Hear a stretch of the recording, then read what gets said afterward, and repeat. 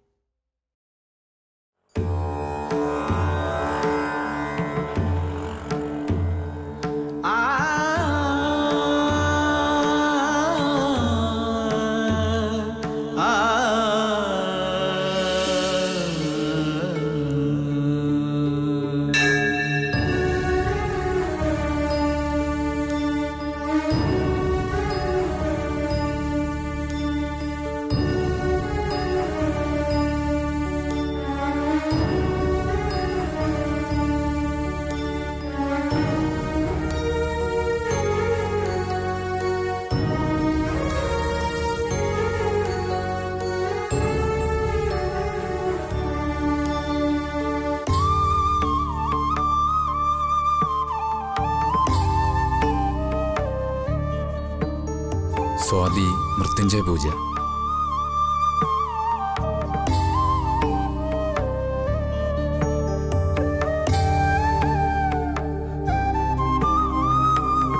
വിവരങ്ങൾ അറിഞ്ഞു. ഇപ്പൊ എങ്ങനെയുണ്ട്? ഐസിയുവിൽ തന്നെയാണോ? വലിയൊരു ഓപ്പറേഷൻ കഴിഞ്ഞു. സുഖപ്പെട്ട് വരുന്നുണ്ട്. ഉടനെ ഐസിയുന്ന് മാറ്റുന്ന അറിഞ്ഞത്. ഒരാപത്തും സംഭവിക്കില്ല. ദേവി കാത്തോളൂ.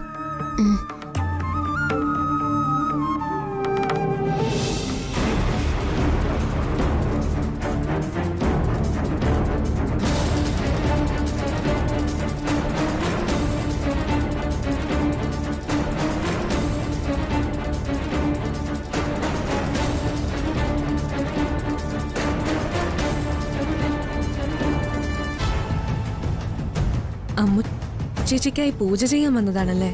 എന്റെ ചേച്ചിക്ക് വേണ്ടി ഞാനത് ചെയ്യണ്ടേ? സ്വാതിക്ക് ഇങ്ങനൊരു അനിയത്തി ഉള്ളതായി എനിക്കറിയില്ല. എന്റെ കൂടെ പഠിച്ചതാ സ്വാതി. അവളുടെ അനിയത്തി 9ാം വയസ്സിൽ മരിച്ചു പോയെന്നാ ഞങ്ങളോട് പറഞ്ഞിട്ടുള്ളത്. ഇവിടെ വന്നപ്പോഴാ ഈ അനിയത്തിയെ പറ്റി കേട്ടത്. നീ ആരാണെന്ന് ഞാൻ അന്വേഷിച്ചു. എങ്ങനെ നീ സ്വാതിക്ക് അനിയത്തിയായെന്നും മനസ്സിലായി. അമ്മു എന്നൊരു പേര്. മരിച്ചുപോയ സ്വാതിയുടെ അനിയത്തിയുടെ പേരും നിന്റെ പേര് ഒന്നായി. അങ്ങനെ നീ സ്വാതിക്ക് അനിയത്തിയായി. ശരിക്കും പറഞ്ഞ നിന്റെ പേര് അമ്മൂന്ന് തന്നെയാണോ? നിങ്ങൾക്ക് ഇപ്പൊ എന്താ വേണ്ടേ? എനിക്ക് വേണ്ടത് നീ തരണ്ട, ദൈവം തരും. അതിനു വേണ്ടിയല്ലേ ഞാൻ ഇവിടെ വന്നത്. നിങ്ങളുടെ ഉദ്ദേശം എനിക്കറിയാം. നിങ്ങളെപ്പറ്റി ചേച്ചിയോട് എല്ലാം പറഞ്ഞിട്ടുണ്ട്. ഓഹോ, സ്വാതി എന്താ പറഞ്ഞത്? ഞാനും കൂടെ ഒന്ന് കേൾക്കട്ടെ. നീ പറയുമോ?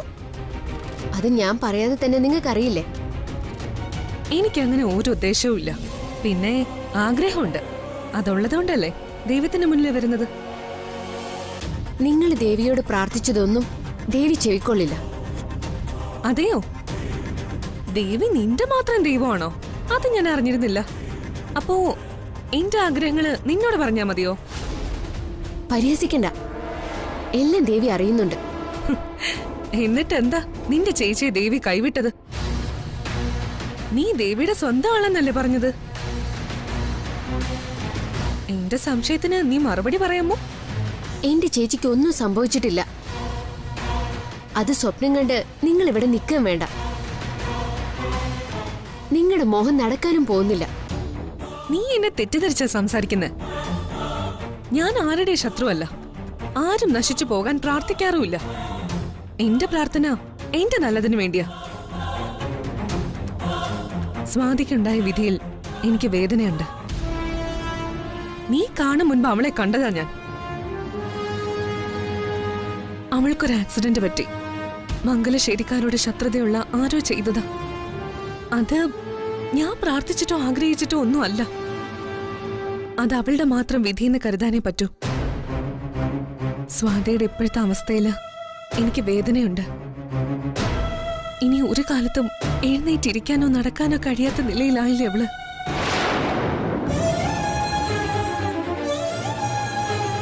കഷ്ടമുണ്ട്. നീ എന്താ പറഞ്ഞേ? നീ എന്താ അമ്മ ഒന്നും അറിയാത്ത പോലെ സംസാരിക്കുന്നത്? ആരും അമ്മൂനോടൊന്നും പറഞ്ഞില്ലേ? അതറിയാതെയാണോ നീ എന്നോട് ദേഷ്യം കാണിക്കുന്നത്? സ്വാതി രക്ഷപ്പെട്ടെങ്കിലും ഈ ജന്മം അവൾക്ക് ബെഡിൽ നിന്ന് എഴുന്നേക്കാനാവില്ല. മരണം വരെ കിടപ്പ് രോഗിയായി അവൾക്ക് ജീവിക്കേണ്ടി വരും.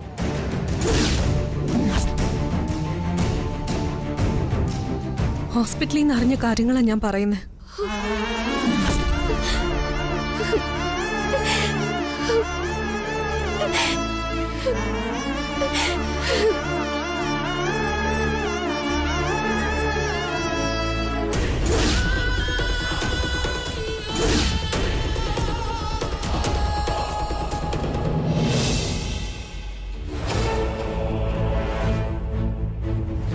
മംഗലശ്ശേരി കുടുംബത്തോട് ഇത്രയും വലിയ പക സൂക്ഷിക്കാൻ ആരാ വസുമതി ഇപ്പോൾ ഉള്ളത്? എന്റെ അറിവിൽ ആരുമില്ല. നമ്മൾ മറ്റുള്ളവരെ സഹായിച്ചിട്ടേ ഉള്ളൂ. ശത്രുവിനെ പോലെ സ്നേഹിക്കാൻ ശീലിച്ചിട്ടേ ഉള്ളൂ. കുട്ടികളെ പഠിപ്പിച്ചിട്ടുള്ളതും അതാ. എന്നിട്ടും എന്റെ കുഞ്ഞിനോട് പക തലയ്ക്ക് പിടിച്ച് പിശാചനെ പോലെ എവിടെയോ ഒരുത്തി കാത്തിരിപ്പുണ്ട്. മുഖം പോലും തിരിച്ചറിയാത്തവൾ. അവൾ ആരെന്നറിയാതെ നമുക്കെന്ത് ചെയ്യാൻ കഴിയും? ഒരു പെണ്ണിനെയും നമ്മൾ നോവിച്ചിട്ടില്ല. സ്ത്രീ ശാപമേറ്റു വാങ്ങിയിട്ടുമില്ല. ആരോ വന്നല്ലോ.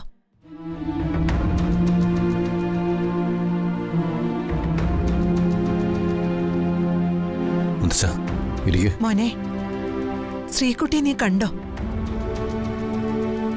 എന്നെ വിട്ട് അവൾക്ക് അങ്ങനെ പോകാൻ കഴിയും മുത്തശ്ശി? സർജറി വിജയകരമായിരുന്നു. വിളിച്ചാൽ അവള് വിളി കേൾക്കുന്നുണ്ട്. ഇനി പേടിക്കാനൊന്നുമില്ല. പ്രഭ കൂടി ഇവിടെ ഉള്ളത് നന്നായി. പ്രഭ ഇനി തിരിച്ചു പോവില്ലെന്നാ തോന്നുന്നേ. സംസാരത്തിൽ നിന്ന് എനിക്ക് മനസ്സിലായതാ. പ്രഭയങ്കലിനതറിയാം. അമ്മുവിന്റെ സാമീപ്യം സ്വാതിക്ക് ഈ സമയത്ത് അത്യാവശ്യമാണ്. അതിന് അങ്കിള് കൂടെ ഉണ്ടായിരിക്കണം. എന്തു ബന്ധുവാ ശ്രീകുട്ടിയും അമ്മുവും തമ്മിലുള്ളതെന്ന് എനിക്കിപ്പോഴും മനസ്സിലാവുന്നില്ല. ഒരാള് മറ്റൊരാൾക്ക് ജീവിതം ബലി കൊടുക്കാൻ നിൽക്കുന്നു. രക്തബന്ധം ഉള്ളവർക്ക് പോലും ഇങ്ങനൊരു ഐക്യം ഉണ്ടാവില്ല. അമ്മുവിനെ ശ്രീകുട്ടി കാണാനും അമ്മു ഇവിടെ വരാനും കാരണം ദേവിയുടെ തീരുമാനമാണെന്ന് ഞാൻ ഉറച്ചു വിശ്വസിക്കുന്നു. ഈ കുടുംബത്തിൽ നിന്ന് അവൾ ആഗ്രഹിക്കുന്നത് നമ്മുടെ സന്തോഷവും സമാധാനവും. മറ്റൊന്നും അവൾക്ക് വേണ്ട. അവൾ പ്രതീക്ഷിക്കുന്നുമില്ല. എന്റെ വേദന കാഞ്ചനെ അമ്മുവിനെ അംഗീകരിച്ച് കാണാത്തതില്ല. ഇനിയെങ്കിലും അവളോടൽപ്പം കരുണ കാണിച്ചുകൂട്ടെ. അത് ഈ ജന്മം നടന്നു കാണുമെന്ന് മുത്തശ്ശൻ കരുതണ്ട. ഇപ്പൊ തന്നെ ഈ ആക്സിഡന്റ് അമ്മ കാരണം സംഭവിച്ചതാണെന്നാ വല്യപ്പച്ചി വിശ്വസിക്കുന്നത്. അല്ല, ക്ഷേത്രത്തിൽ പോയിട്ട് അമ്മ ഇതുവരെ തിരിച്ചു വന്നില്ലേ? വന്നില്ല. സുഖമായിട്ട് പോയാ മതിയെന്ന് ഞാൻ അവളോട് പറഞ്ഞതാ. കേക്കണ്ടേ? അപേക്ഷയും വഴിപാടുകളും ഒക്കെ അവൾക്കുണ്ടാവും. മോൻ വല്ലതും കഴിച്ചിട്ടാണോ വന്നത്? ഇല്ല മുത്തച്ഛ. ബ്രേക്ക്ഫാസ്റ്റ് ഇപ്പൊ എടുക്കാം. മുത്തച്ഛനെ ഇതുവരെ ഒന്നും കഴിച്ചിട്ടില്ല. നിങ്ങൾ വാ.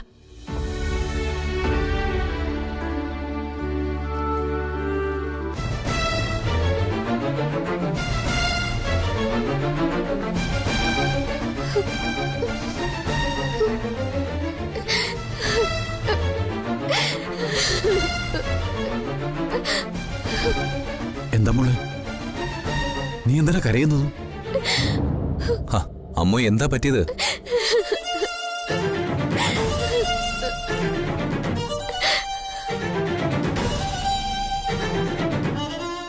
ക്ഷേത്രത്തിൽ പോയ കുട്ടിയാ. എന്താ അവൾക്ക് പറ്റിയത്? ഞാൻ അവളോടൊന്ന് സംസാരിച്ചിട്ട് വരാം. ആരെങ്കിലും എന്തേലും പറഞ്ഞു കാണും.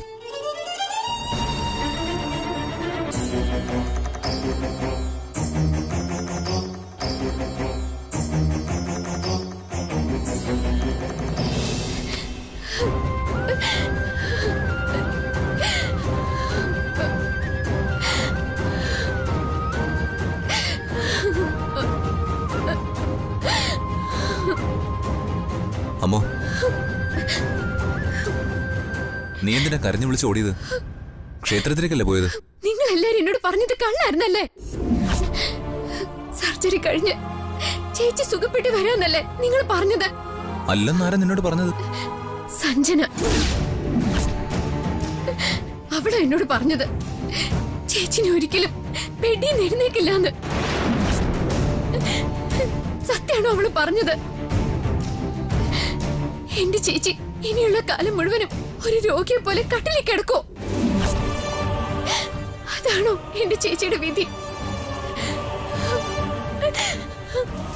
അവള് പറഞ്ഞതൊക്കെ സത്യാണോ എന്ന് എന്നോട് പറ. ആരെങ്കിലും എന്തേലും പറഞ്ഞെന്ന് വെച്ച് നീ എന്തിനിങ്ങനെ ഇമോഷണൽ ആവുന്നു? സഞ്ജനയല്ല സ്വാതിക്ക് ട്രീറ്റ്മെന്റ് ചെയ്യുന്നത്. എടോ, സ്വാതിക്ക് അങ്ങനെ എന്തേലും സംഭവിക്കുമെങ്കിൽ ഞാൻ ഇങ്ങനെ നിൽക്കുവോ? നീ എന്താ അമ്മോ അത് ഓർക്കാത്തത്? എങ്കില് അവൾ എന്തിനാ എന്റെ ചേച്ചിയെ പറ്റി അങ്ങനെ ഒരു എല്ലാവരും പറയണം? അത് നീ എന്നോടല്ല ചോദിക്കേണ്ടത്, നിന്നോട് ഇത് പറഞ്ഞ സഞ്ജനോട് ചോദിക്കണം. എന്റെ ചേച്ചിയെ പറ്റി സഞ്ജന അങ്ങനെ പറയാൻ എന്താ കാരണം? നിങ്ങളുടെ ഷെയർ വാങ്ങിച്ചത് ഈ കുടുംബത്തിന്റെ കാര്യത്തിൽ ഇടപെടാൻ വേണ്ടിയാണോ? അതിനുള്ള സ്വാതന്ത്ര്യം നിങ്ങൾ സഞ്ജനയ്ക്ക് കൊടുത്തിട്ടുണ്ടോ? അമ്മു, ആവശ്യമില്ലാത്ത കാര്യങ്ങൾ ഇടപെടരുതെന്നാവും ഇനി നിങ്ങൾ പറയാൻ പോകുന്നെന്ന് എനിക്കറിയാം. ചേച്ചിക്ക് എന്ത് സംഭവിച്ചാലും അത് എന്നെ ബാധിക്കുന്ന കാര്യ. ഇതിൽ നിന്ന് എനിക്ക് വിലക്ക് കൽപ്പിക്കാൻ നിങ്ങൾക്ക് കഴിയില്ല. എടോ, സഞ്ജന എവിടുന്നോ കേട്ട കാര്യമാവും നിന്നെ കണ്ടപ്പോ പറഞ്ഞിട്ടുണ്ടാവുക. നിങ്ങൾ അത് നിസ്സാര കാര്യമായിട്ടാണോ കാണുന്നത്? സ്വാതിക്ക് നീ കേട്ടതുപോലെ ഒരു പ്രശ്നവുമില്ല. ഓരോ ദിവസം കഴിയുന്തോറും അവൾ റിക്കവർ ചെയ്തു വരിക. എന്നിട്ടും നിങ്ങൾക്ക് സഞ്ജനയോട് വെറുപ്പ് തോന്നുന്നില്ല? നീ കേട്ട കാര്യങ്ങൾ ഇവിടെ ആരോടും പറയരുത്, അത് അസത്യ പ്രചരണമാവും. നീ എന്തിനാ ഇങ്ങനെ വിഷമിക്കുന്നത്? നമ്മൾ വിഷമിച്ച സമയമൊക്കെ കഴിഞ്ഞു. ദേ, നിന്റെ പ്രാർത്ഥന കൂടെ ഉണ്ടെങ്കിൽ നിന്റെ ചേച്ചി തളർന്നു കിടക്കുമെന്ന് നിനക്ക് തോന്നുന്നുണ്ടോ? എന്ത് തന്നെയായാലും ആ സഞ്ജന നല്ലവളല്ല. മനസാക്ഷി എന്നൊന്ന് അവൾക്കുണ്ടായിരുന്നെങ്കിൽ ഇങ്ങനെയൊന്നും പറയില്ലായിരുന്നു. ഒന്നുമില്ലെങ്കിലും ചേച്ചിയുടെ കൂടെ അവള് പഠിച്ചതല്ലേ? ചേച്ചി തളർന്നു കിടന്നിട്ട് അവക്ക് എന്താ കിട്ടാൻ പോണേ? അവളുടെ കണ്ണുകളിലെ തിളക്കം മനസ്സിലാക്കാനുള്ള തിരിച്ചറിവൊക്കെ എനിക്കുണ്ട്.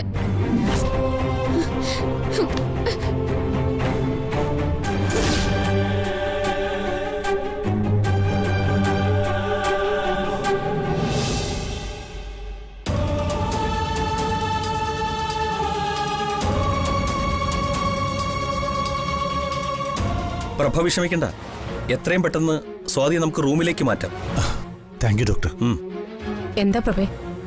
ആ, ഉച്ചയ്ക്ക് ശേഷം മോക്ക് നല്ല ഇമ്പ്രൂവ്മെന്റ് ഉണ്ടെന്നാ ഡോക്ടർ പറയുന്നത്. എനിക്ക് തോന്നുന്നത് നാളെ തന്നെ സ്വാതിയെ റൂമിലേക്ക് മാറ്റാൻ കഴിയുമെന്നാ. ഡോക്ടർ നേരത്തെ ചില മുന്നറിയിപ്പുകൾ തന്നപ്പോ എന്റെ മുഴുവൻ കൺട്രോളും പോയതാ. ഇപ്പോഴാ എന്റെ ശ്വാസം ഒന്ന് നേരെ വീണത്. അപ്പോ എന്റെ മോള് ജീവിതത്തിലേക്ക് തിരിച്ചു വരികയാണല്ലേ ഡോക്ടർ? ഉറപ്പായും അത് സത്യമാ. എന്റെ മോളെ ഒന്ന് കാണാൻ കഴിയൂ? ഞാൻ ഡ്യൂട്ടി സിസ്റ്ററെ വിളിച്ചു പറയാം, അങ്ങോട്ട് വന്നോളൂ. പ്രഭേ വാ. വേണ്ട, വരുന്നതും പോകുന്നതൊക്കെ ഇനി 2 വഴികളിലൂടെ മതി. ഓ, അങ്ങനെയെങ്കിൽ ആയിക്കോട്ടെ. എനിക്കതിലെ യാതൊരു എതിർപ്പുമില്ലേ. എന്റെ മോള് രക്ഷപ്പെട്ടതിൽ കവിഞ്ഞ് വേറൊന്നും ഞാനും വലുതായിട്ട് കാണുന്നില്ലേ.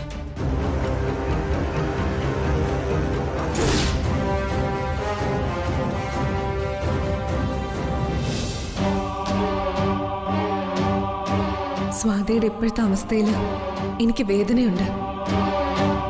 ഇനി ഒരു കാലത്തും എഴുന്നേറ്റിരിക്കാനോ നടക്കാനോ കഴിയാത്ത നിലയിലായില്ലേ അവള്. സ്വാതി രക്ഷപ്പെട്ടെങ്കിലും ഈ ജന്മം അവൾക്ക് ബെഡിൽ നിന്ന് എഴുന്നേക്കാനാവില്ല. മരണം വരെ കിടപ്പ് രോഗിയായി അവൾക്ക് ജീവിക്കേണ്ടി വരും. ഹോസ്പിറ്റലിൽ നിന്ന് അറിഞ്ഞ കാര്യങ്ങളാണ് ഞാൻ പറയുന്നത്.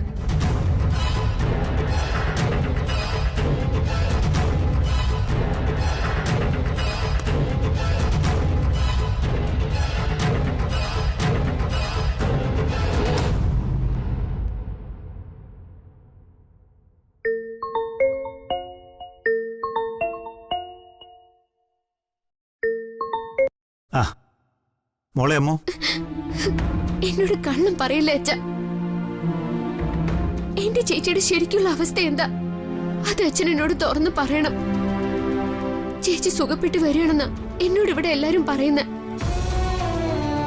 എന്നെ ആശ്വസിപ്പിക്കാനാണോ അങ്ങനെ പറയുന്നതെന്ന് എനിക്കറിയില്ല. മോള് വിളിച്ചത് കൃത്യസമയത്ത് തന്നെ. ഡോക്ടർ ഇപ്പൊ എന്നെ വിളിച്ച് സംസാരിച്ചതേ ഉള്ളൂ. നിന്റെ ചേച്ചിക്ക് നല്ല മാറ്റം വന്നിട്ടുണ്ടെന്നാ ഡോക്ടർ എന്നോടും കാഞ്ചനയോടും പറഞ്ഞത്.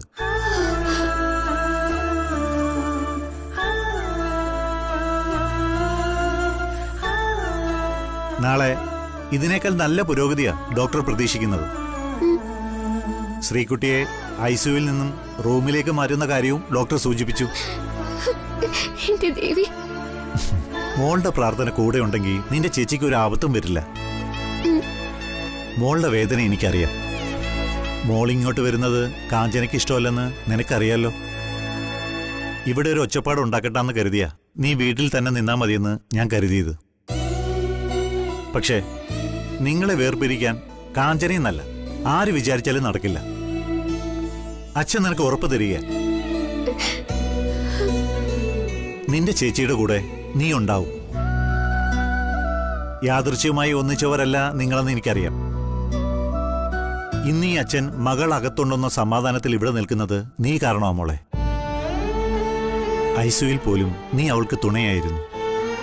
കാഞ്ചന നിന്നെ ശപിക്കുകയും അധിക്ഷേപിക്കുകയും ചെയ്യുന്ന നാവുകൊണ്ട് നിന്നെ മോളേന്ന് വിളിക്കുന്ന ഒരു ദിവസം വരും. ഞാൻ അങ്ങനെയൊന്നും ആഗ്രഹിക്കുന്നില്ല അച്ഛ. പക്ഷെ ഞാൻ ആഗ്രഹിക്കുന്നുണ്ട് മോളെ. കാരണം നിന്നെ തിരിച്ചറിയാതെ കാഞ്ചനയ്ക്ക് ഈ ലോകം വിട്ടു പോകേണ്ടി വന്ന ദൈവം അവളോട് ക്ഷമിക്കില്ല. ഒരു കാലത്തും അവളുടെ ആത്മാവിന് മോക്ഷം കിട്ടില്ല. അച്ഛ, അരുത്. ചേച്ചിയുടെ അമ്മ പറയുന്നത് അമ്മയുടെ ഭാഗത്തെ ന്യായങ്ങളാ. അതിന്റെ പേരില് അച്ഛനമ്മയോട് മുഷിച്ചിലുണ്ടാവരുത്. അതിന് ഞാനൊരു കാരണക്കാരിയാവുന്നത് എനിക്ക് സഹിക്കാൻ കഴിയില്ല അച്ഛ. മോൾ എന്തിനെങ്കിലും കാരണമാവുന്നുണ്ടെങ്കിൽ അത് മറ്റുള്ളവരുടെ നന്മയ്ക്ക് വേണ്ടി മാത്രമാ. നീ ഒന്നും നേടുന്നില്ലെന്നും എനിക്കറിയാം. നിന്റെ മനസ്സിൽ ഒരു ഉത്കണ്ഠയും വേണ്ട. 2 ദിവസം കഴിഞ്ഞാൽ ശ്രീകുട്ടിക്ക് എണീറ്റിരിക്കാനാവും. മോൾ അച്ഛൻ പറയുന്നത് മാത്രം കേട്ടാ മതി. മോളിൽ നിന്ന് ഞാൻ ഒന്നും മറച്ചു വെക്കില്ല. ശരി അച്ഛ. ആ, എന്താ മോള് വെച്ചോ, ഞാൻ മെഡിസിൻ വാങ്ങാൻ വേണ്ടി ഇറങ്ങിയതാ. ശരി അച്ഛ.